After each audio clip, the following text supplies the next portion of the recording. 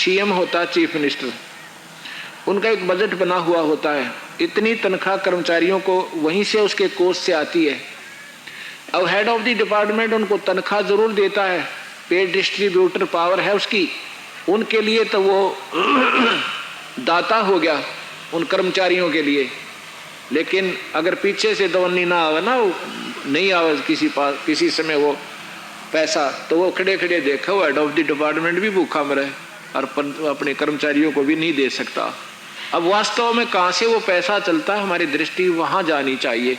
तो ऐसे कबीर परमेश्वर सबका पालन करता, जड़ से खुराक चली तने में आई, तने से ऊपर डार में डार, डार के लिए तो वो तना हो गया पालन करता, पर वो वास्तव में पालन करता नहीं है। और फिर आगे पहुंचा, डार होगी उन तीनों शाखाओं के लिए पालन करता, यानी निरंजन। आगे शाखाएं हमारे लिए पालन करता होगी, ये पात रूप संसार, छोटी छोटी टहनियां, क्योंकि उन तीनों शाखाओं से फिर आगे आती है। ये वास्तव में पालन करता विष्णु नहीं है। वास्तव विष्णु कोई और है। गीता जी के 15वें अध्याय के 16, 17 और 18 श्लोक में बिल्कुल क्लियर प्रमाण है कि वास्तव परमात्मा तो इन दोनों से भी, यानी क्षर पुरुष ब्रह्म, अक्षर पुरुष पार ब्रह्म से भी अन्य है, जो तीनों लोकों में प्रवेश करके सबका धारण पोषण करता है, और उसी को अविनाशी परमात्मा परमेश्वर इस नाम से जाना जाता है। तो वो परमेश्वर कबीर साहब कहने लगे अन्य है, वो परमात्मा इस नाम से नहीं मिलेगा, और वहां जाकर के आप स्थायी होगे, जैसे गीता और वेद में लिखा है। विद्वान पुरुष थे, वो जल्दी पकड़ के दो ही बात में कैच करके, एक सह तो तेरी बात 100 की 100। परंतु अब सारी उम्र तो मैंने इसी विष्णु की ऊपर साधना की, अब मैं हो गया वृद्ध, 104 साल की उम्र मेरी, बच्चा कहीं ऐसा ना हो, मैं कहते हैं ना धोबी का कुत्ता घर का न गाट का, कि कहीं या तो मैं ये भी साधना बिगड़ जाए मेरी, रागे की कुछ बने, कोई ना उम्र रह रही थोड़ी, ना जाने कब जीव चला जाए मेरा। अब तो सेकंडों और दिनों का हिसाब रहता है, बकाया 104 सालों में पीछे था। कबीर साहब कहने के भगवान अंत समय में भी जब मालिक का सतनाम मिल गया तो आपका जीवन सफल हो जाएगा। और ये असंग जन्म हो गया, आपने जन्मते और मरत्या न विष्णु लोक में आप जाओगे, कितने दिन रहोगे वहां पे, कि ये तो अपनी कमाई के ऊपर निर्भर करता है, कितने समय का मेरा भक्ति संस्कार बनेगा, इतने दिन स्वर्ग रहूंगा। फिर कहाँ जाओगे, फिर बच्चा कर्म आधार पर 84 में जाना ही पड़ेगा। कबीर साहब कहते हैं फिर नरक में भी जाना होगा आपने, क्योंकि गीता में लिखा जैसे कर्म प्राणी करेगा भोग्य सरेंगे। तो आप स्वयं विद्वान पुरुष हो और आपको मालूम है कि वहां आप स्थायी नहीं रह सकते। फिर यो क्या भक्ति हुई, वहां पुण्य समाप्त किए, फिर नीचे आ गए, फिर नरक में गए, फिर पाप समाप्त किए, फिर शुरुआत होगी, असंग जन्म हो गई नुमर्त्या ने। वो स्थान ऐसा फिर मरण नहीं होता। और 8वें गीता जी के 8वें अध्याय का 16वां श्लोक है कि ब्रह्म लोक तक ये सभी लोक नाशवान हैं, प्रलय के अंदर हैं। और आपके विष्णु जी का लोक तो और बहुत निम्न सत्र का है स्वामी जी, ये तो ब्रह्म लोक के विष्णु नाश में आएगा तो ब्रह्मा विष्णु में इसका रहेंगे। भगवान ने कहा कि मुझे प्राप्त प्राणी फिर नहीं मरते जन्मते, मुझे प्राप्त प्राणी, उनके लिए काल ने क्या किया हुआ कि 21 ब्रह्मांड 20 ब्रह्मांड और बना रखे हैं। एक ब्रह्मांड में 3 प्रधान है, ब्रह्मा विष्णु महेश। जैसे एक स्टेट में मंत्री हुआ करें, एक मुख्यमंत्री होता है, ऐसे ही इसने अपने अलग अलग ब्रह्मांड बना रखे हैं जो काल की निर्गुण रूप में ओम नाम की साधना करते हैं। इस निम्न सत्र के ब्रह्मा विष्णु महेश को इष्ट बनाकर पूजा नहीं करते, वो काल के ब्रह्म के निर्गुण उपासक माने जाते हैं। उनको ये फिर जब ये ब्रह्म लोक समाप्त होता है, ब्रह्मा विष्णु महेश के लोक भी और ये पृथ्वी लोक सब में आग लग जाती है, उन प्राणियों को दूसरे ब्रह्मांडों के स्वर्ग में रख देता है। फिर उनका जो संस्कार पूरा होता है वहां से फिर उनको 84 में ठोक देता है। ऐसा जुगाड़ इस काल का लंबा चौड़ा है। जब कबीर साहब ने सारी समझाई तो रामानंद जी कहते हैं बेटा एक बात बच्चा, अब वो आँखें देखूं तो पेटा भर जा। कबीर साहब ने कहा देखो आपकी पिछली कमाई व्यर्थ नहीं होगी, आप तो विधिवत साधक हो, ओम नाम का जाप है, गुरु आपने बना रखा, ये पढ़ाई भी नहीं पढ़नी पड़ेगी आपने, आपको मैं ऊपर का मंत्र दूंगा। रामानंद जी को फिर सीधा ही सतनाम से शुरू किया था, ये 5 नाम भी नहीं दिए थे, तो समरी समराई खेती थी, शुरुआत यहीं से शुरुआत की थी। ओम नाम का वो जाप जपते ही थे, एक मंत्र और लगा के सतनाम बताया था। फिर कहा कि इसकी जाप करो। हाँ, फिर कहने लगे आप जो ना आगे की शिक्षा पढ़ाई पढ़ लो, आप तो बने बनाए हंसो, और आप ही के लिए हम चक्कर काट रहे हैं यहाँ पे।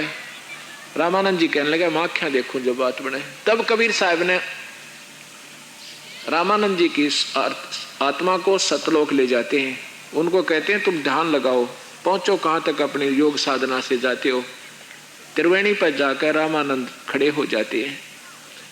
अब वहां सामने ब्रह्मरंध्र है, वो ब्रह्मरंध्र ओम नाम से नहीं खुलता, वो सत नाम से खुलता है। तब कबीर साहब ने अपना सतनाम उच्चारण किया तो ब्रह्मरंध्र खुल गया।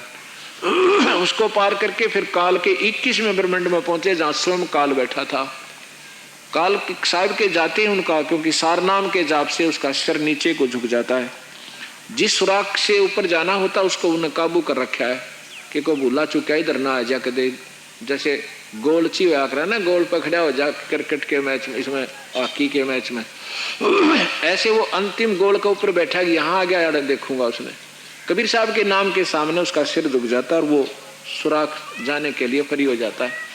तो रामानंद जी की आत्मा को सतलोक ले गए। वहां पर दूसरे रूप में वही परमेश्वर तेजों में शरीर में विराजमान है अपनी गद्दी पे, एक बहुत सुंदर सफेद गुमज के अंदर। कबीर साहब जो नीचे से गए थे 5 साल के बालक के रूप में और उस अपने ही दूसरे स्वरूप पर चवर कर रहे हैं। रामानंद जी सोचता है कि ये कोई गण होगा यहाँ का। कबीर तो ये है भगवान सतपुरुष पूर्ण परमात्मा पूर्ण ब्रह्म, जिसको हम सुना करते थे वेदों में कोई शक्ति है। इतने में कबीर साहब वहां विराजमान हो जाते हैं उस आसन पे, और वो दूसरा जो वास्तविक रूप दिखा था वो खड़े हो जाते हैं। और फिर वो चवर करते हैं 5 साल के बच्चे पे। कौन? वो वहां पूर्ण ब्रह्म दिखाई देते थे। अब रामानंद जी सोच रहे हैं कि इस बालक पर भगवान चवर करे। इतने में वो जो बड़ा शरीर था सतगुरु का, तेजों में शरीर 5 साल के बच्चे में समावेश कर जाता है और चंवर स्वयं घूम रहा ऊपर। अब रामानंद जी सोच भी नहीं पाया कि छोटा सा बच्चा गद्दी पे बैठ गया, ये भगवान।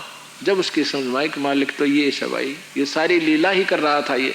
इतने में रामानंद जी की आत्मा शरीर में प्रवेश होगी, सपना सा टूट गया और सामने देखा वो परमात्मा आगे फिर बैठे, वही रूप 5 साल के बालक में।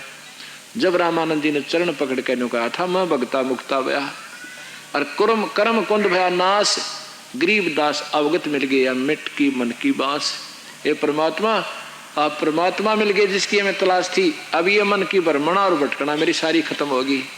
बोले रामानंद जी सुन कबीर करता रे, गरीब दास सब रूप में तू ही बोलन आ रे। मालिक भया 1 से 2 दो ठोड़ है एक तू, भया 1 से 2 गरीब दास हम कारणे आए हो मगजो। 104 साल का वृद्ध संत और 5 साल के बालक ने कहे भगवान हमें नहीं मालूम था, और दोनों ठोड़ तू ही है, वहां भी तू ही है और यहाँ भी तू। 1 से 2 बन गए तुम दाता, हम दासों हम जैसे नीचों के लिए।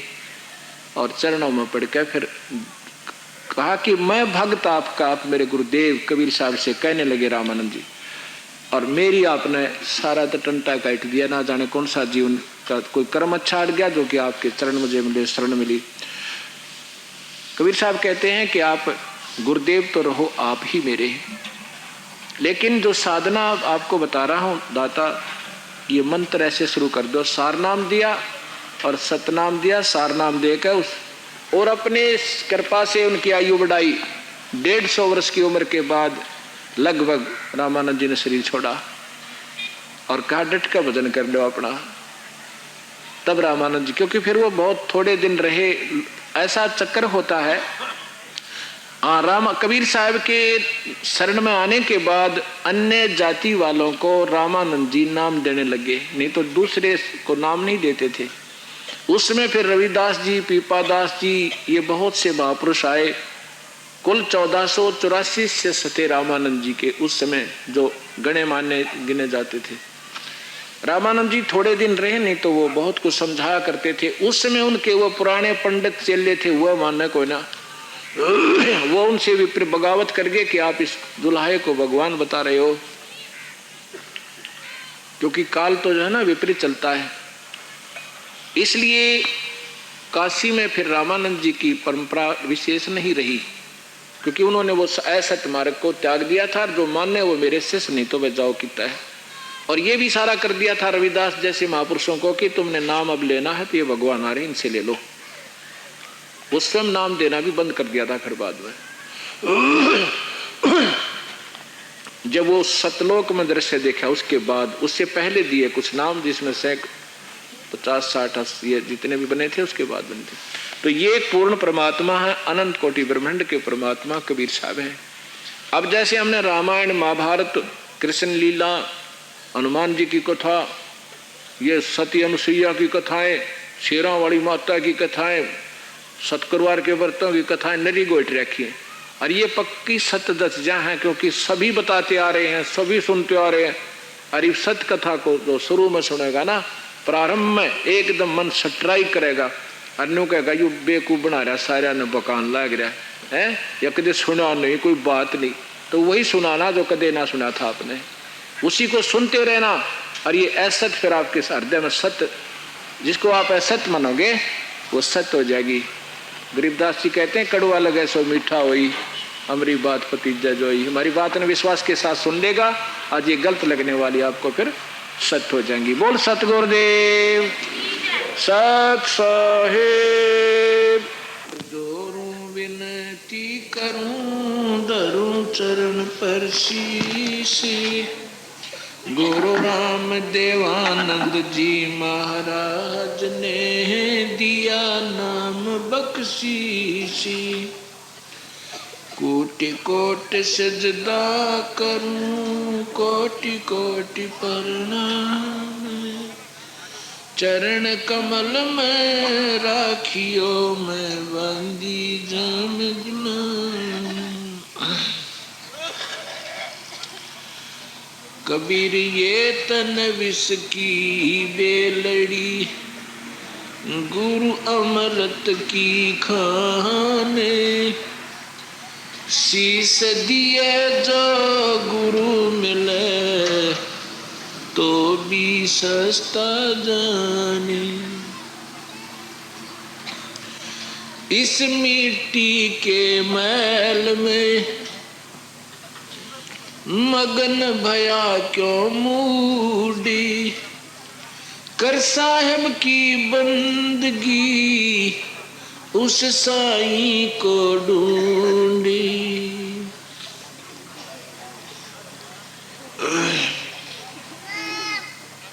मानुष जन्म दुर्लभ है, ये मिले न बारंबार। तरवर से पत्ता टूट गिरे वो दौर न लगता डारी। मानुष जन्म पाके नहीं रटे हरि नाम, जैसे कुआ जल बिना बनवाया किस काम। कबीर हरि की भक्ति करो तुझ विसियां रस चोची, बार बार ना पाओगे ये मनुष्य जन्म की मौजी। राम रटत कोटि भलो, चू चू पड़े जो चामी। ये सुंदर दे किस काम की, जिस मुख नाही नामी। कबीर राम रटत कन्या भली, साकट भलो न पूते। छेरी के गल गल थना, जिसमें दूध नहीं मोते। कबीर राम रटत दारिद्र भलो टूटी घर की छाने, वो सुंदर महल किस काम के जहाँ भक्ति नहीं भगवान। कबीर लूट सको तो लूटियो, राम नाम की लूटी, पीछे फिर पछताओगे, प्राण जहांगे छूटी। कबीर जो तो कुकाटा बोवे, ताको बो तू फूली, तो ये फूल के फूल हैं, उसको मिले तरसूली। कबीर आवत गाड़ी एक है, उल्टा होत अनेकी, कह कबीर ना उलटियो, वो रह एक की एक। कबीर गाली ही से उपजे, कलह कष्ट और मीठी, आर चल सो संत है, लाग मरे सो नीची।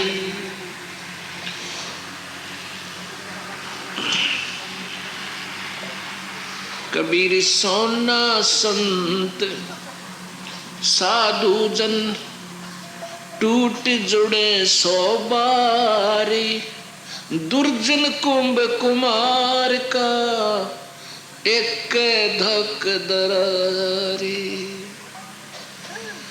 कबीर ऐसी वाणी बोलिए, मन का आपा खोवे, औरों को शीतल करे, आप भी शीतल होवे।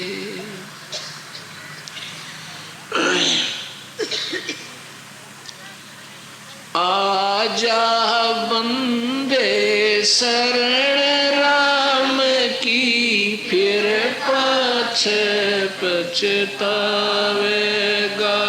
भाई। आजा बंदे फिर पाछे पछतावे, बालू की बीत पवन का, कब लग खैर मनावेगा। बाड़ू की बीत पवन का,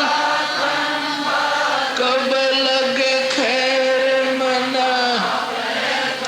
आजम तेरे घटन घेर, तू राम कहन ना पावे। आजम तेरे घटन घेर, तू राम कहन ना पावेगा भाई। आजा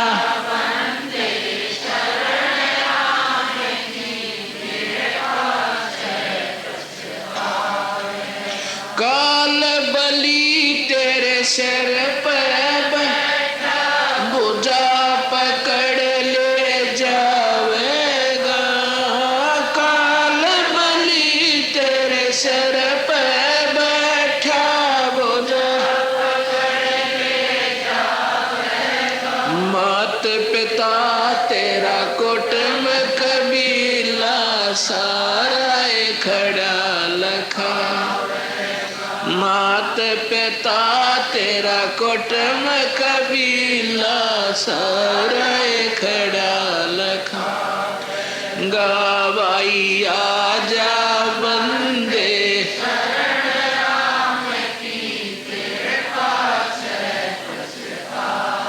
धर्म राय तेरा लेखा लेगा, वहाँ क्या बात बनावेगा। धर्म राय तेरा लेखा लेगा, वहाँ क्या लाल खंभ से बंधा जागा, सतगुरु कौन छुटावे। लाल खंभ से बंधा जा सतगुरु कौन छुटावेगा, भाई आजा बंदे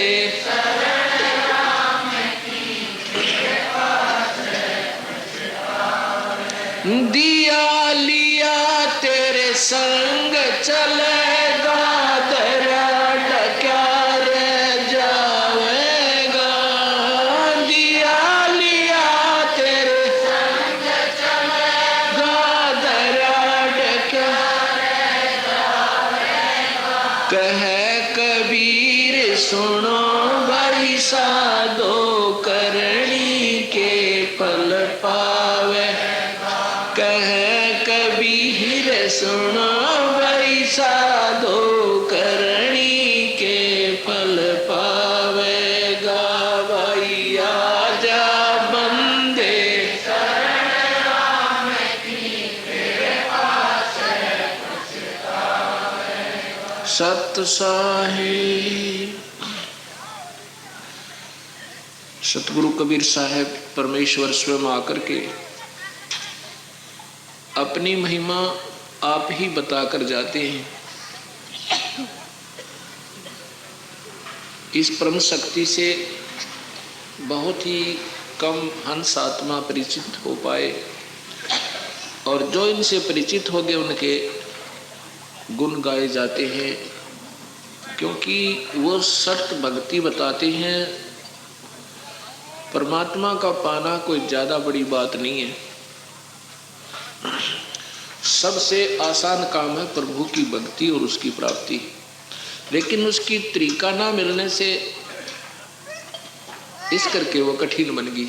जैसे कोई वृक्ष काटना हो और वो कटे कवाड़ी ते अच्छी तेज धार की ते, और उसको दे दे कोई गण, अगले वैसे काट ले, लाल तो हाथ हो ले, और कटना तो दूर रहे, वो उन्हें छोड़ के जानी पड़ा उसमें। ऐसे हमारी वे ऑफ वर्शिप जो है, पूजा की विधि शास्त्र विरुद्ध बताई दी गई। इस कारण से कोई तपस्या करने लगे, फिर कोई जल में खड़े होकर, कोई बर्फ में खड़े होकर, कोई निवस्त्र रहकर, कोई जटा रखा कर, कोई राख रूख पी कर, इस तरह की साधनाएं प्रारंभ कर दी। कोई व्रत रख कर, कोई आन मंत्र का जाप करके बहुत मेहनत की, परंतु प्रभु नहीं मिला। अंत में कह दिया परमात्मा तो निराकार है, वो दिखाई देता है कोई नहीं। और सभी शास्त्र बता रहे हैं कि परमात्मा तो आकार में है। किसी भी धर्म का जो प्रमाणित शास्त्र है उसने उठा के देख लो। पवित्र बाइबल पढ़ा, उसमें लिखा है कि परमात्मा ने मनुष्य को अपने जैसा बनाया। बता इस तरह के और कैसे सिद्ध करें इंसान, क्योंकि हम जो है साइंस में तो मास्टर हो गए, इंजीनियर बन गए, डॉक्टर बन गए और खूब अच्छी उपलब्धियां कर ली, पर भक्ति मार्ग में हम जीरो हो गए। उसमें लिखा है कि परमात्मा ने, प्रभु ने, अल्लाह ने मनुष्य को अपना सदृश बनाया। बता फिर क्या कसर रहेगी? इसका मतलब प्रभु आकार में है। और परमात्मा ने आके बात की आदम से, सर्वप्रथम आदम जी बनाए, हजरत आदम, उनसे फिर बात की। तो इससे सिद्ध है कि प्रभु आकार में है और उन्हीं जैसा, मनुष्य जैसा ही है। ऐसे ही गरीबदास जी कहते हैं, हमरे ही उनिहार है हमारा सिरजनहार। अपने ही स्वरूप है उस मालिक का, मनुष्य जैसा ही है, पर उनका शरीर जो है उसका हमारे से सुंदर है, अच्छा है। वो अविनाशी है, हमारा स्थूल शरीर नाशवान है। इतना अंतर है, लेकिन स्वरूप ऐसा ही है। वेदों ने, वेद देखो, वेदों में लिखा है कि कबीर परमेश्वर है और वो सह शरीर है। उसी को विष्णु कहते हैं, उसी को सतपुरुष कहते हैं, और वही सर्व का पालन करता है। वह स्वयं कबीर साहब सह शरीर, तेजो में शरीर से युक्त है और सतलोक में रहता है, और उसका कबीर नाम है।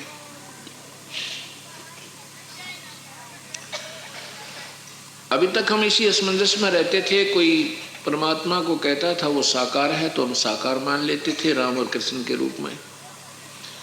फिर कोई कहता नहीं भगवान तो इनसे भी भिन्न है, वो तो निराकार है, वो भी स्वीकार कर लेते थे, क्योंकि हमारा अपना बेस कोई नहीं था, अपना कोई आधार नहीं था हमारे पास। अब हमने आधार हो गया, क्योंकि उन संतों ने आंखों देखा और फिर प्रमाण दिया, फिर साथ में वेद और गीता ने हमें सहारा दिया। अब हमारी बुद्धि इस नाना प्रकार के शास्त्रों से विचलित नहीं होती। ऐसा गीता जी में लिखा कि अर्जुन, जब तेरी बुद्धि नाना प्रकार के भ्रमित शास्त्रों से भ्रमित नहीं होगी, के ज्ञान से भ्रमित नहीं होगी, तब तू एक ठिकाने टिक जाएगा, जब तो भक्ति के योग्य होगा। अब हमें ये विचार हो गया परमात्मा आकार में है, संतों ने स्वयं देखा भी है, उसको पाया कैसे जाता, उन्होंने फिर अपनी वो विधि भी लिख रखी है कि ऐसे प्रभु को पाया जा सकता है। और वो पाया जाना इतना आसान, ना जंगल में जाना, ना किधर पहाड़ पर तपना, ना तपस्या करना, अपना नैतिक कर्म करते हुए, दैनिक कार्य करते हुए, बच्चों की परवरिश करते हुए हम प्रभु पा सकते हैं। ये प्रमाण दिया उन महापुरुषों ने जिनके आज बोल वाले हैं, जो दिन के हर इंसान गुण गाता है। स्वयं परमात्मा कबीर साहब ने ये लीला करके दिखाई कि परमात्मा ऐसे पाया जाता, मुझे ऐसे पा सकते हो। अपना दैनिक कार्य करते रहे, कपड़ा बुनते रहे और वो नाम जपने का एक लीला करते रहे कि ऐसे पाया जाता है। गरीबदास जी ने हल बाया, शादी करवाई और 6 संतान हुई, 4 लड़के 2 लड़की। और फिर ये बताया कि प्रभु ऐसे पाया जाता है, अपना खेत कार्य का जैसा भी जिसका रोजगार है, हर प्रकार के संतों का प्रमाण मिलता है। और फिर रविदास जी को गृहस्थी थे, बाल बच्चेदार थे और अपना वही कार्य करते थे जो मालिक ने ड्यूटी दे रखी थी, और प्रभु पाया और आज दुनिया में चर्चित है। ऐसे नामदेव जी गृहस्थी थे, बाल बच्चेदार थे, दैनिक कार्य करते थे, प्रभु पाया। और पाया किस मंत्र से, वो मंत्र भी साथ लिखा हुआ उनका। ऐसे श्री नानक देव जी ने बाल बच्चेदार थे, परमात्मा पाया और नाम के जाप से पाया। जितने भी महापुरुष हुए हैं, ध्रुव प्रहलाद ने परमात्मा पाया, नाम के आधार से पाया और शादी करवाई, बाल बच्चे हुए और फिर स्वर्ग प्राप्ति भी हुई। यानी जितनी भी जो जैसी जहाँ की साधना की है उसकी तरीका यही है, लेकिन वो उनके मंत्रों का, जैसे कोई बबूल बीजेगा तो बबूल भी ऐसे ही बीजी जाएगी, उसकी जड़ में पानी डाला जाएगा।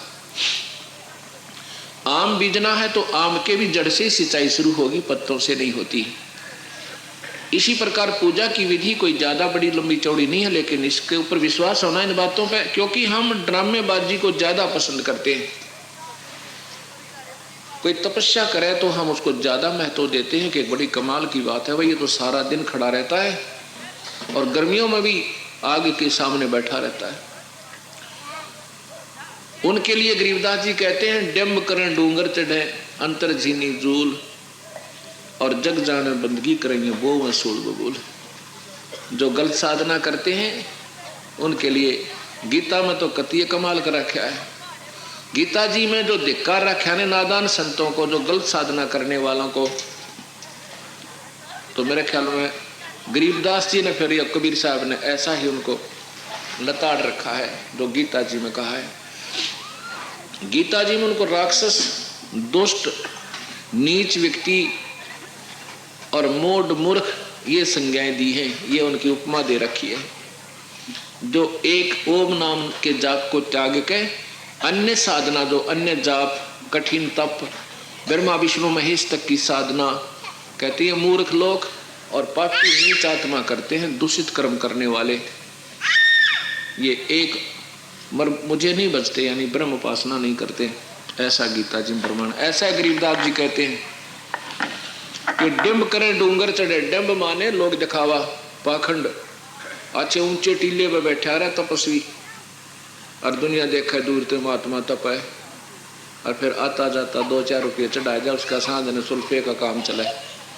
ऐसी तरीके करने वालों को गरीबदास जी कहते हैं डिम्ब करें डूंगर चढ़े। डूंगर माने ऊंचाई पर बैठने वाले। अंतर झीनी झूल, और दुनिया जाने यो भक्ति करे यो बो है सूल बबूल। ये तो अपनी आगे तुम्हें काटे बो है। ये प्रथम तो ये साधना नहीं, जो भक्ति भी करते हैं और साथ में सुल्फा, शराब, हुक्का, बीड़ी, मांस, तंबाकू प्रयोग करते हैं, उनको तो गीता जी में लिखा वो तो सीधे ही नरक जाएंगे।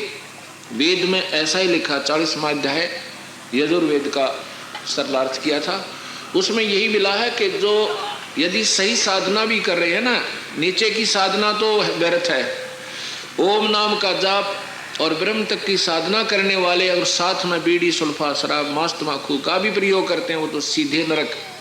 और केवल एक ही परमात्मा का आसरा लेकर ओम नाम का जाप, उस पूर्ण परमात्मा समझ कर ब्रह्म की साधना करते हैं, वो आत्मघाती, वह केवल स्वर्ग तक जाते हैं। ब्रह्म को पूर्ण ब्रह्म जानकर और केवल ओम नाम का ही जाप का आधार लेकर जिन्होंने साधना कर रखी है, वो भी आत्महन, आत्महन का अर्थ होता है आत्मघाती, अर्थात वो भी सफल नहीं है, वो स्वर्ग महास्वर्ग चले जाएंगे, रहेंगे काल के जाल में। इसलिए फिर 40वें अध्याय में 11 और 13 श्लोक में लिखा है कि अर्जुन, कोई तो परमात्मा को आकार मानता है, कोई निराकार कहता है। इसकी सही व्याख्या तो वो संत दे सकते हैं जो जिनके पास स्थिर ज्ञान है, टिकाऊ ज्ञान है, पूर्ण ज्ञानी है। वो क्या कहते हैं उनको जानते सुनो।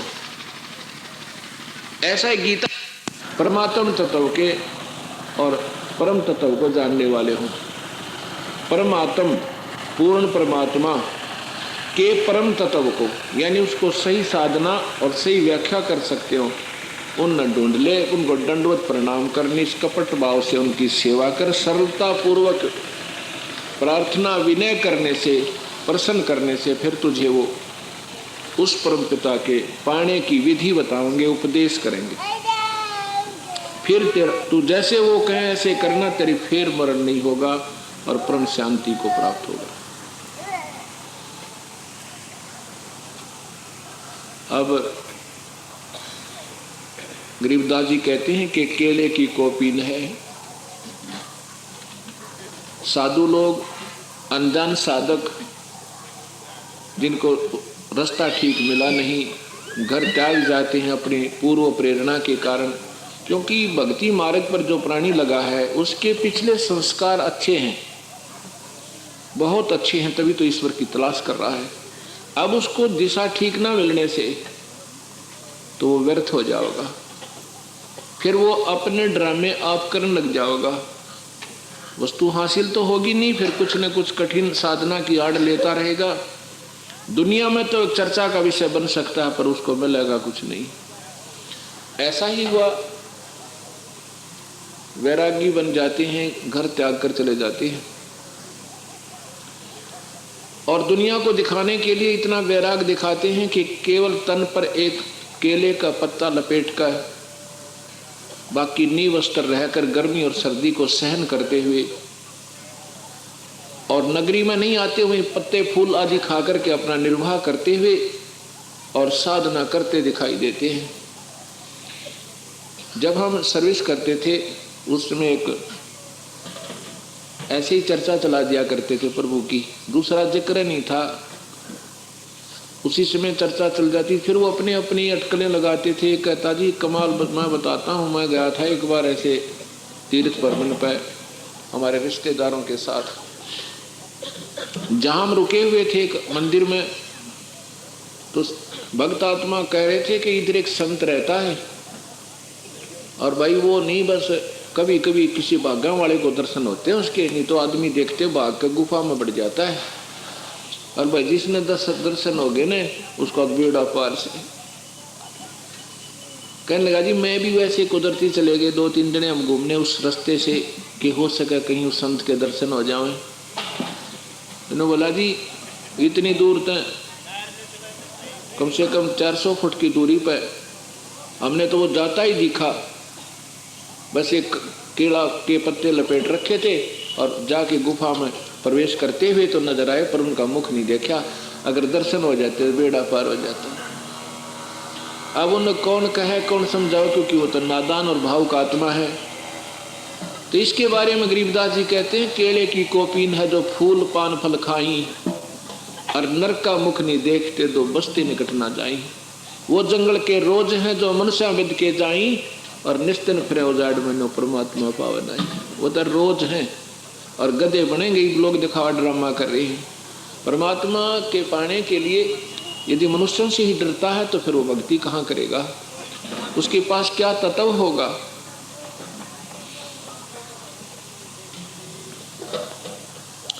बाहर प्रार्थना कर कौन को आराम से बात करें।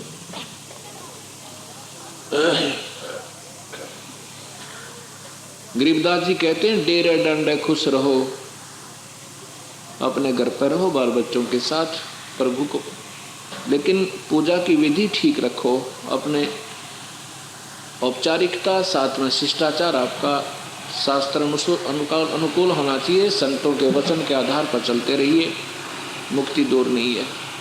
डेरे डंडे खुश रहो, ये खुसरे लेना मोक्ष, दुरुपर लाज भी पार हो गए वह, फिर डेरे में क्या दोष। डेरा माने गृहस्थी जीवन।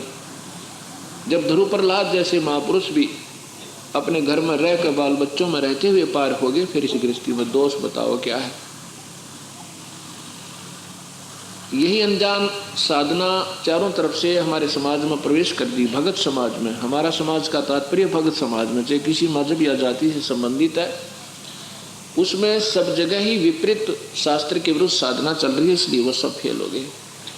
एक अब देखो, आत्मा प्रभु की तलाश में लगी हुई है, सत्संग सुनकर प्रेरणा जरूर होती है और उमंग उठती है, पिछली कमाई जो है वह अंगड़ाई लेती है पिछले जन्म जन्मांतर की, फिर उसको तड़प हो जाती है प्रभु पाओ। फिर वो मेरे जैसे अनजान साधक का फंस जाओ, उसने वो कवाड़ी की जगह गण दे दे, वो मंडा रहा फिर सारे दिन रात, वो कटनी दस है कोई ना, वो हाथ लाल हो जाए जब बैठ जा, फिर ने सोचा प्रभु तो भाई मिलता है कोई ना।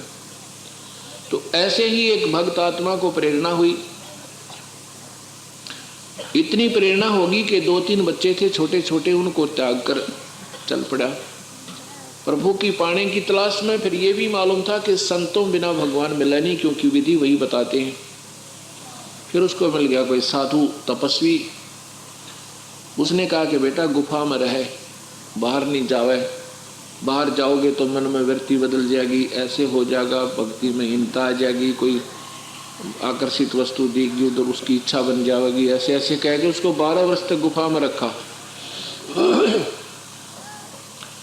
गुफा का मतलब है कि उसमें अपने भजन साधना में रखा और फिर कहा कि तू जाग, अब तू पार हो गया, अब तेरी तमन्नाएं सारी नष्ट होगी, तेरी कोई इच्छा नहीं रहेगी, तेरे ऊपर किसी प्रकार का विकार दबाव नहीं देगा, आप जाओ फिर भिक्षा लाओ मांग के। अब वो लेकर जोड़ी चल पड़ा,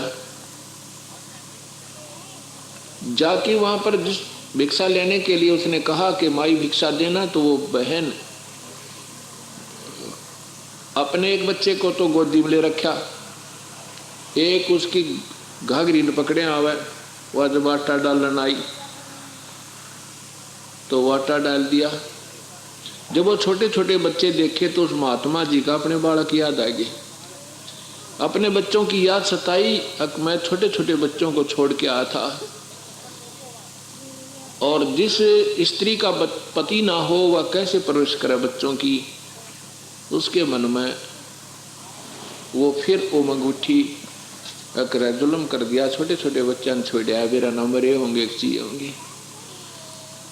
तो मन में आई कि एक बार दर्शन करके देख कहता हूँ, वो मरली एक जीवित है। तो एक बार तो चलता है अपने घर गांव की तरफ, कि एक बार देख आता हूँ। फिर मन में प्रेरणा आती है, छोड़ देने होली जाली बात के बनेगी, क्यों पंगे में पांदे से चाल उल्टा, एक किला उल्टा आवे।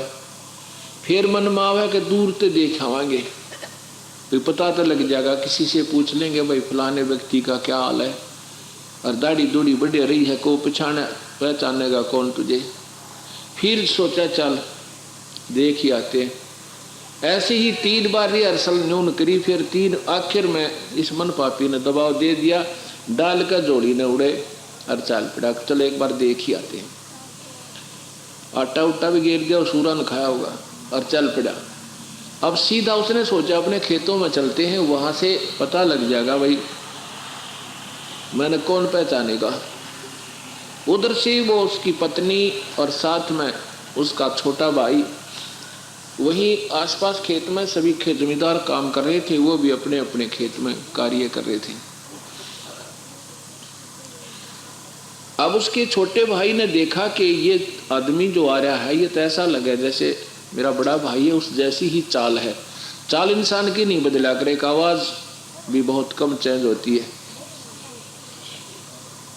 तो उसने कहा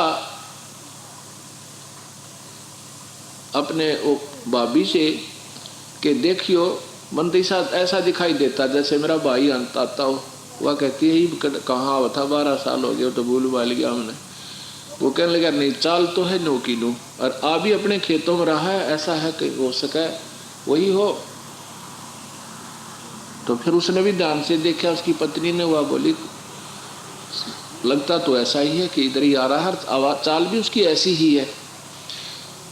फिर ने बोली वो केटे कह आ गया तो फिर चला जाएगा। तो उसका भाई बोला तू थोड़ा सा सहयोग दे दे मुझे, इसने बांध देता मैं दूंगा, रख तो मैं दूंगा यहाँ पे। ने बोली बता के करूँ कि मैं ये जो तुम्हारे खेत में शीशम है ना, ऐसे डोल के मेड़ के साथ में बल्कि 1 फुट उस बाबा जी वाले खेत में वह शीशम थी, और मैं यूँ कहूँगा कि मेरे खेत में हम मपुआई है, और तो कह दिए कि मेरा जो है ना पति नहीं है, इसलिए तू देख चौड़े में 1.5 फुट हमारे खेत में कब्जा करने लग रहा है, शीशम काटे। और तो रोने लग जाइए। अब ठीक सा था वो न करके अपनी सलाह मशोरा सा वो लेकर खेत वाले हड़के कवाड़िए न और लाग गया उस शीशम के ओढ़े सोड़े धीरे धीरे मारने। तो वह कहती है कि हमारे शीशम क्यों काट रहे हो, ये तो हमारे खेत में है। वो कहता मैंने पटवारी ले आया था कल और मपुआई है आप मेरे खेत में हो, तुमने डोल गलत लगा रखी है। तो वह फिर रोने लग जाती है। काजिन का पिताजी होता ना तो के शीशम काट लेता हमारी, आज मेरे सिर पर धनी नहीं है, इसलिए देख चौड़े में के काम कर। अरे बैठ गया जवार की आड़ लेकर देखा तो के रोला मैच रहा भाई। और वो सुने जानते जब वो रोने लगी ना तो जब कहता रहा हट जी अकेली निहा लिया हूं मैं भी। तो वो बोला भाई खेता में आया भीतर बाहर निकल गया। तो बोला भाई तू कौन, उसका भाई बोला तू कौन बाबा जी बन रहा हो, तो बड़ा ढूढ़ी कटा रहा अक्सी समाला। ने बोला शीशम वाला तो भाई हमारा भाई था, वो तो बहुत बाबा जी बन रहा। वो तो बोला मेरा ना कित खू खा गया मर गया जीवा है और नहीं है। बोला मैं वही हूँ। बोला ना भाई ऐसा तो था ही नहीं हमारा भाई, हम क्यों कर माने तेरे वह। बोला डट जाता है। वहाँ कोई नाई आ रहा था आड़ी के बाल काटन खाते रहे। उन्होंने बोला मेरी ढाडी काट साइड दी, मेरा सिर पर उस तरह फेर दी। कौन है तू? बोला मैं वो फलाना हूँ। बोला अच्छा। तो उसने उसके मुंड दिए बाल सारे। बोला देख वो ऐसो नहीं। बोला वो ऐसे तो फिर लगा लिया सीने से। अरे भाई बहुत दिन में आया और प्यार दिया। फिर बोला भाई धोखा हो गया मेरे तो और कोना काटते था। फिर वो लाड लूड करके रख लिया, दे दिया हल भाई मारी एक जोटा ले, वहीं पर रह गया। तो ये महाराज कहते हैं कि मन के मारे बन गए और बन तज बस्ती माँ कह कबीर मैं के करूँ यू मन तब माने ना। तो ये मन जो है नोची साधनाओं से कुछ समय के लिए शांत हो जाता है और फिर वो ज्यों का त्यों ही होता है। विकार मरे मत जानियो जो भूबल में आग, जैसे राख के अंदर आग दबा दी जावे और कुछ देर के बाद देखा ना उसने और ज्यादा तेज मिला कर है, ऐसे ही सत भक्ति के बिना ये जीव अपने आप को थोड़ी देर संतुष्ट तो कर सकता है कि मैं शायद साधना ठीक कर रहा हूं, पर वो सही नहीं होती। गरीबदास जी कहते हैं जैसे चंदन सर्प लिपटाई शीतल तन भया विष नहीं जाई। जैसे गर्मियों के अंदर सर्प जो होते हैं अपनी विष की गर्मी से ज्यादा पीड़ित होकर वो चंदन के वृक्ष के चारों तरफ लिपट जाते हैं और चंदन को ही खाना शुरू कर देते हैं अपनी शांति पाने के लिए। कुछ समय के लिए उनको राहत मिल जाती है, शरीर ठंडा हो जाता है, लेकिन वो जो गर्मी वो विष के कारण है, उनसे दूर हटते ही उनको फिर पीड़ा शुरू हो जाती है। ऐसे ही गरीबदास जी कहते हैं कि शीतल तन भय विषनी जाई और जैसे चंदन सिर्फ लपटाई।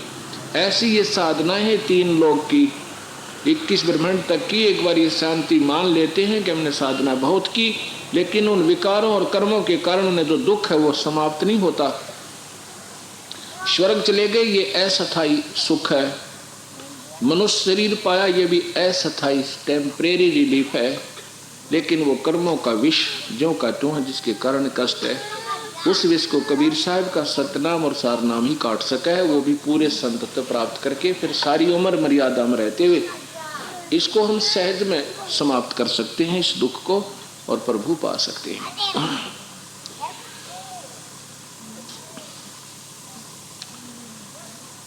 अब भक्त के कुछ लक्षण होते हैं, वो भी हमारे अंदर विद्यमान होने चाहिए। विनम्रता, कोई हमें अच्छा बुरा बोलता है तो हमारे अंदर सहनशीलता आनी चाहिए, उसको कहने दे। जिस दिन आपको कोई गाली देवे, बुरा बोले और आपके आनंद होवे, उस दिन भगत समझना अपने आप को। कुदरती बात है ये, एक उसका समझो अपनी भक्ति का पैमाना है आपके पास। आपको कोई बुरा बोले, अपना बुंडा अच्छा कहे, उसको ये समझना कि नादान अनजान बालक है, छोटा बच्चा के कह दिया करे, वो भक्ति मार्ग का जानकार नहीं है। और हम भी फिर उसी की तरह उतने ही नीचता पर आगे, तो हम भगत कहाँ के। हमारे अंदर बोलने का भी विचार भी कुछ ठीक होना चाहिए। आपस में अपने भक्त आत्माओं के साथ भी हमारा बोलना बहुत प्यार का होना चाहिए, और आम व्यक्ति के साथ भी ऐसा विचार व्यवहार करें कि उसको ये आभास हो कि ये वाक्य भक्त है। यदि हम उससे भी बदतर व्यवहार करेंगे तो हम भक्त नहीं, हम संत नहीं, हम किसी कुछ भी को ना। कबीर साहब कहे आवत गाड़ी एक है और उल्टा हो अनेक। एक ने हमें बुरा कहा और हमने उसको भी कह दिया तो 2 और कहेगा, क्योंकि वो तो तेज होकर है अपनी तरफ से, तो खूब किसी के कारण से, किसी ना किसी कारण से तो कह ही रहा है, फिर वो ज्यादा गर्म है। और एक उल्टी कर दी तो 6 फेर देगा, और हाथापाई भी कर सकता है, कुछ भी कर सकता है। कहते उल्टी हो मत, वह एक रह जाएगी, एक और देगा, एक और कह लेगा, फिर आखिर में वो चुप होना पड़ेगा उसने। फिर कहते हैं कि गाली ही से उपजे कलह कष्ट और मीठ, आर सलै सो साधु है लाग मेरे सो नीच। एक गाली से मृत्यु तक हो सकती है, झगड़ा बढ़ के, और उस समय हार जावे, उसने कह लेने दे। और जब फिर हम भी उसके गेला लट्ठम लट्ठा हो गए तो कहते हैं मार हार चले लाग मेरे सो नीच। कबीर साहब कहते हैं कि हरिजन तो हारा भला, बेबे छोरी इसने तो पास ले जा तुम आप सोचा करो, इतनी अकल नहीं तुम्हारे में। बच्चे को पीछे ले जा उठा के, कया ना तो तेरे प्रार्थना कर ली, तो फिर भी नहीं टस से मैं सॉरी, पीछे ले जा, वहां बैठा ले बच्चे को ना। भी बच्चा शरारत है ना माने, अनजान है तो। इतनी तो आपको कॉमन सेंस होनी चाहिए आप लोगों के अंदर। तो कहते हैं कि हरिजन तो हारा भला और जीतन दे संसार। हरिजन भक्त आत्मा, प्रभु की प्यारी आत्मा को हरिजन कहते हैं। हरिजन तो हारा भला और जीतन दे संसार। हारा तो हर न मिले, वो जीता जम की लार।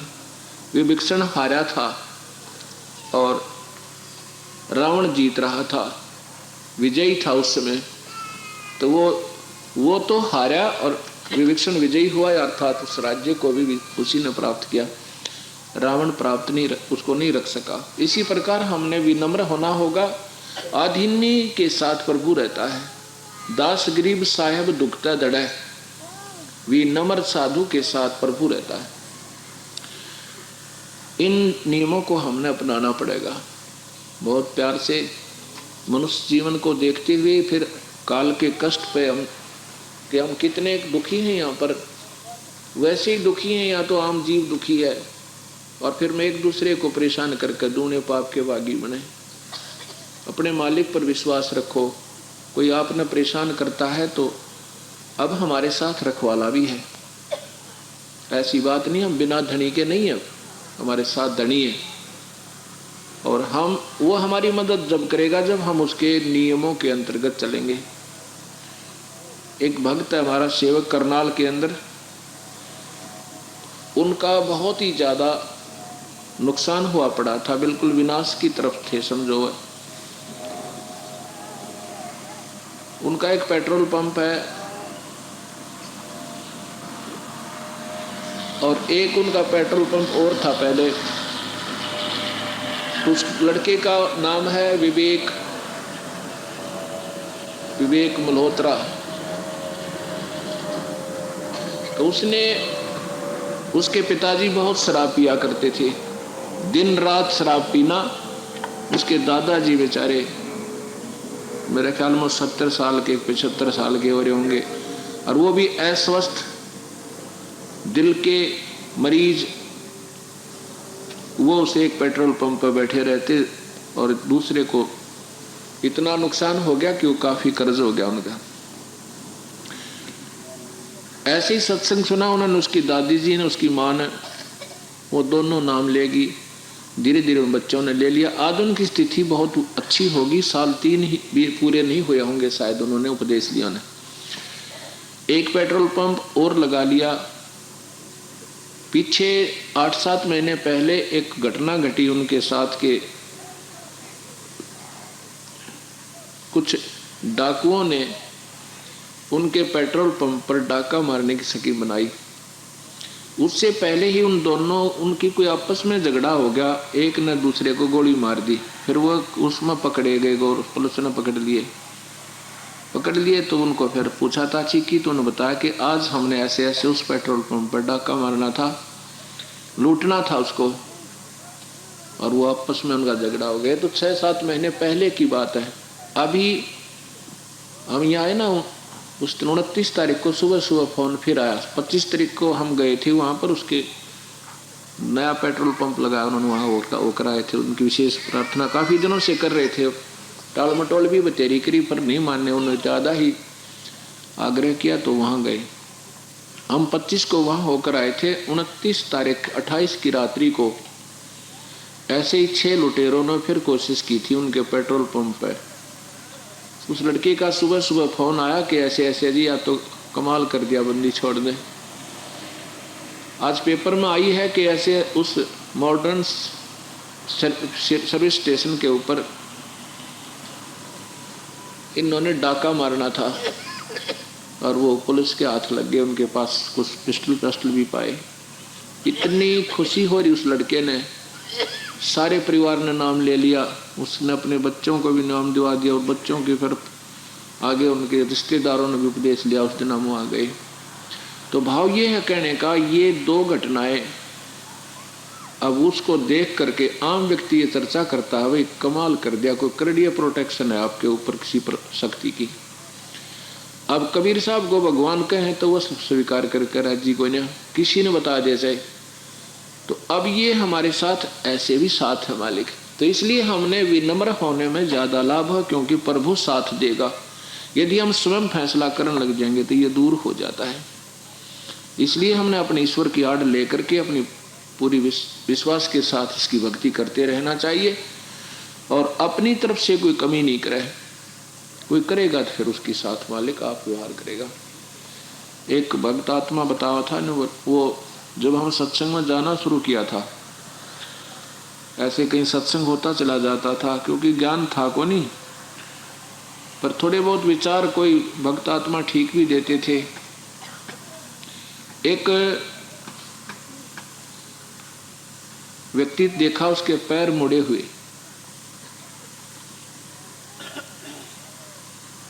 और एक ये जो अपाइजों वाली चेयर होया करे सिपाही वाली वह ले रखी उसने और सत्संग में आया हुआ। ऐसे एक व्यक्ति पूछ रहा था, भाई क्या हो गया तेरे को ये? हम वहाँ खड़े थे। वो कहने लगा, जी क्या बताऊं, मेरी तो लंबी घटना है। मैं पुलिस में था और एक भगत संत था, कोई भगत लाल संत लाओ वो, तो उससे मैंने कहा कि भाई सुल्फा दे दे, क्योंकि सुल्फा वाले संत ने राग दे पिंडारे की बात से औरों से हम लेते थे सुल्फा, वो दे दिया करते फ्री में। और वो बोला, भाई मैं तो सुल्फा पीने वाला नहीं हूँ, मैं सुल्फा नहीं रखता, ना सुल्फा हम पिया करें। तो मैंने कहा था सुल्फा दे दे। राजी खुशी दे तेरा दो मारूं लठ। वो बोला, भाई मारते छोड़, मेरे पास सुल्फा है नहीं, ना मैं सुल्फा पिया करूं। तो मैंने उसको धमका दिया, तो वो भी उल्ट सुलट बोल पड़ा। मेरा छो उठ गया क्यों, मैं पुलिस में था। उस समय वो मेरे ख्याल में 55 साल की उम्र का होगा। तो और आज से लगभग 10-12 साल पहले की बात है, 10 वर्ष पहले की। तो वो कितने पहले की बात, उस समय पुलिस का सिपाही था, आम आदमी क्या करता। तो जी वो मैंने ज़्यादा, उसने मेरे कान हाथ कर दिया बाबा जी ने, तो मन ने फिर और करड़ा पीट दिया। इतना पीट दिया कि वो कुछ दिनों के बाद भुगत भागत का मर गया। उसके 6 महीने के बाद मेरे को पैरालिसिस हो गया। जहाँ भी मैं जाता हूँ वहाँ ये बताते हैं बूझे भी पड़वाए, जाड़े भी लवाए, डॉक्टरी इलाज भी करवा लिया। तो आखिर में वो बूझा पाड़ने वाले कोई बताता है कि तूने किसी संत को दुखी किया है, और भाई वो ही माफ करे था बात बने, ना तो ठीक नहीं हो सकता। और संतों के पास भी गए, वो संत कहने लगे, भाई वो ही संत अगर अपना प्रसन्न हो जा, वो भक्त, तो मालिक रजा कर सका, नहीं तो तेरा कितना इलाज नहीं मेरा कितना एंडले। तो वो जी मर चुका। अब मैं ये अपने दुख में रोनता आंडू हूँ, और भी बताऊं भाई किसी संत ने दुखी ना करिए। तो गरीबदास जी कहते हैं, गरीबदास कहते हैं, गरीबदास दुल्हा कहे, कबीर साहब कहते हैं कि मेरा भक्त ना, मेरा संत ना दइयो कोई, और संत दुखाए मैं दुखी, मेरा आपा भी दुख होए।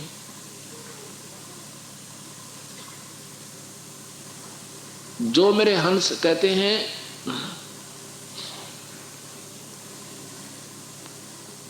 जो मेरे भक्त ने आण दुखावे वाका खोदो वंश, और हिरणाकुश उधर विदारिया मैं ही मारा कंस।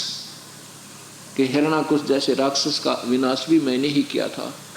अब यहाँ चक्कर पड़ जाता है कि कहते हैं तो भगवान विष्णु ने मारे थे, क्या नाम है, हिरण्यकशिपु। अब ये बहुत लास्ट स्टेज की बातें हैं, क्योंकि हम उस तिथि को पकड़ नहीं सकते जहां पर अभी हमने आपकी बुद्धि को पहुंचाना चाहते हैं। हम यही सोचकर आपको शुरू से यही से करते हैं, भाई विष्णु जी ने मारा था, लेकिन विष्णु जी ने नहीं मारा था। वो तो एक ही शक्ति है जो सब कार्य करती है। उसी का गीता में प्रमाण है, उसी का वेद में प्रमाण है, वो स्वयं भी यही कहता है। गीता में ये लिखा है कि वो परमेश्वर पूर्ण ब्रह्म ही हर जीव के कर्म आधार पर उसके दंड और सुख देता है। वो एक ही परमेश्वर है और उसी के हाथ में सब न्याय है।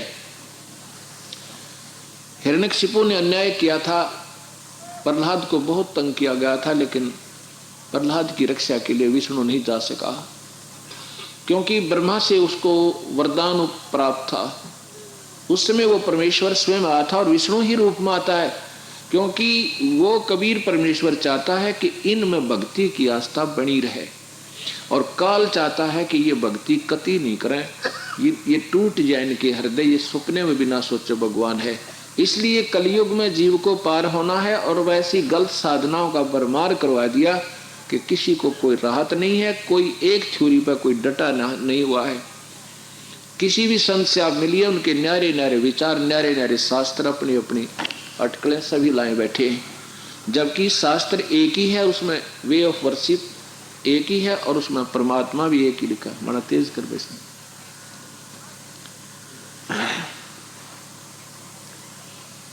इस प्रकार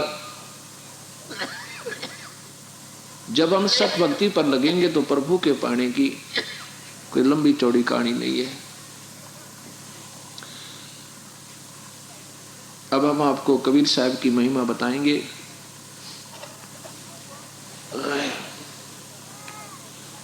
एक समय की बात है, कबीर साहब यही बताया करते थे कि जो हिंदू और मुसलमान साधना कर रहे हैं ये दोनों ही गलत कर रहे हो तुम।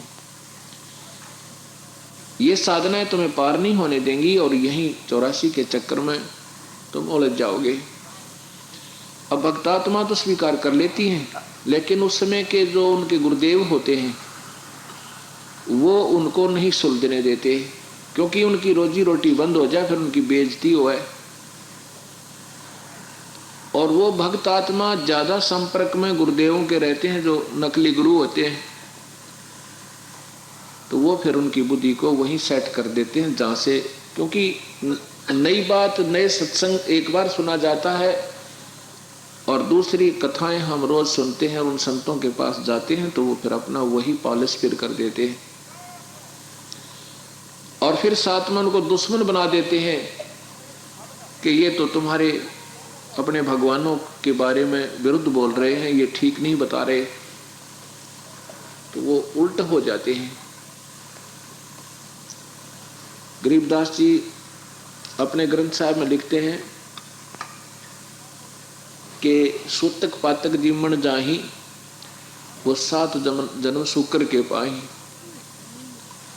जो मेरे जैसे गुरुदेव हुआ करते ना, बका बकू कहने क्या करते भाई, लड़का हुआ जब है उसकी होम वाम करे, जब खावे, फिर किसी की डेथ हो जाए, मृत्यु हो जाए, फिर उसकी 13वीं के बाद फिर 13 दिन तक छक्के और फिर महीने वाले दिन आए महीने एक कई महीने बनाने, फिर 6 माही करनी, फिर वर्षावधि करनी, और बुढ़ा मर जाए तेन कहना भाई काज करना पड़ेगा ना, तेरा पूर्ण ना हो।